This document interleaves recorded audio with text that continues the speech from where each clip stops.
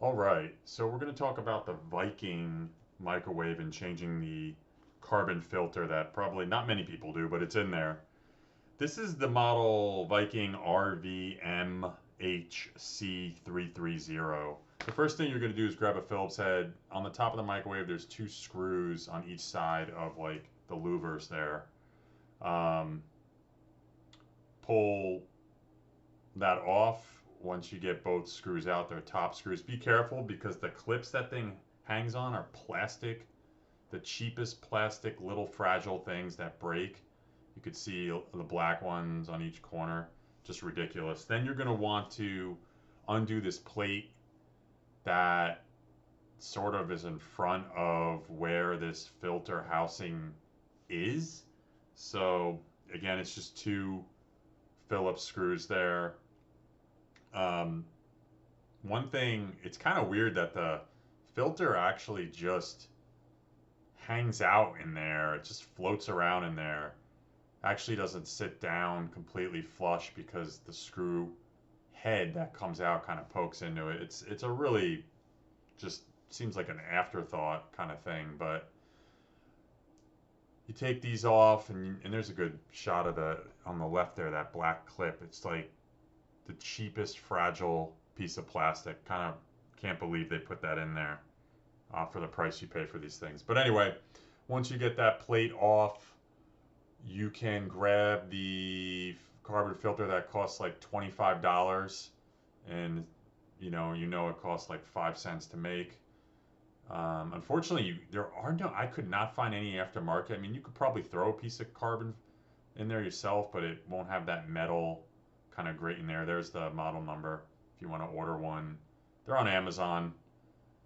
So you take the new one out, put it right back in. As you can see, it kind of just hangs out in there a little bit. Sorry, adjusting it right now. But yeah, it just kind of goes right in there and floats around in there.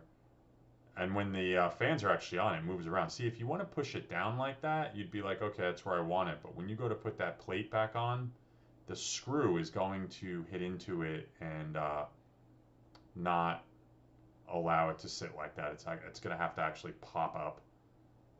So that's just the way it is. But grab that plate again, line up the holes, and you'll put the screws back in just like that.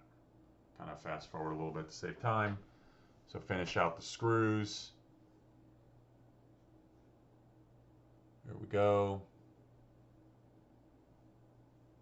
And then really that's all there is to changing it. I mean, you're going to put the louvers back on now and everything, but it's also a good opportunity to clean these things. They get really oily and greasy. You could just wash them and dry them. Same thing up here.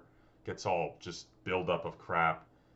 There's that plastic clip. You can already see it's cracked. But that's okay. As long as you can hang it on there still, you'll be all right. Haven't really been able to figure out how to get replacement of those yet. They have like no part number identified that I could find.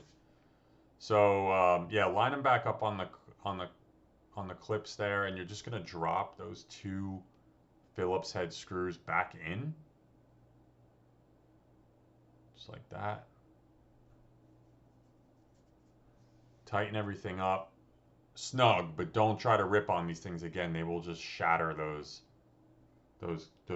things. But the thing hangs on there basically. This kind of just holds it in place, like if you were to, I don't know, hit into this somehow.